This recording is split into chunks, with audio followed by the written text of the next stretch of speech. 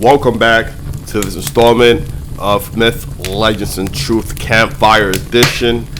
But first, if you could please hit the subscribe button. It means nothing to you. It's just a simple click, but for us, it means the world. It shows that what we are doing is working. Thank you guys so much. Thank you for the support, and we're going to try extremely hard to hit 200, even 300 subscribers by the end of the month. Thank you guys so much.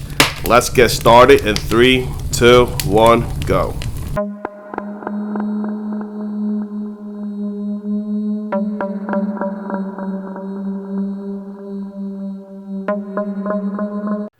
Felicity and her aunt, Lacy, loved taking day trips. One of their favorite destinations was the beach. One summer day, the air was particularly refreshing, and the water a perfect temperature for a swim.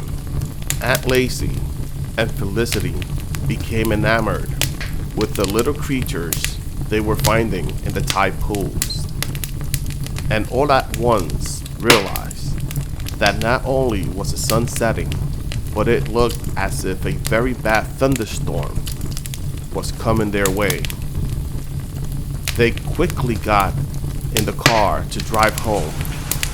The storm was worse than Lacy had thought, and she was afraid to keep driving.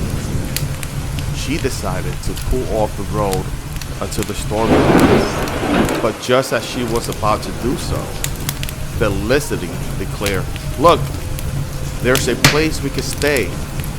Sure enough, Lacy saw a sign on a large house, Rest Haven, rooms for rent, day, week, month. Feeling relieved, Lacy pulled in, parked, and they both ran into the porch. As quick as possible, a white-haired woman answered the door before they could even knock. She said, "I have been expecting you both." Although this seemed odd to Lacy, the woman had a pleasant smile, so she pushed her feelings aside to the back of her mind and smiled back. The old woman gave them a hot meal and showed them both a warm, cozy room. The furniture was old and worn out, but clean. When they awoke in the morning, they were eager to head home. There was no cell phone reception at the old house, and Lacy was sure Felicity's mom must be frantic with worry. They wanted to thank the old lady, but she was nowhere to be found. They left a note taped to the door with some money for their stay, and they left.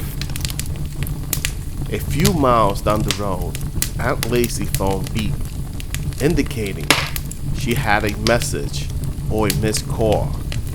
She stopped at a country gas station to call Felicity's mom and tell her they were on their way home and that they both were fine. Lacy decided to fill her tank and buy some drinks. While paying for the gas and drinks, she made conversation with the attendant, telling him about their enjoyable stay at Rest Haven. Looking surprised, the men told Lacy and Felicity that the home had been burned down years ago, killing the owner.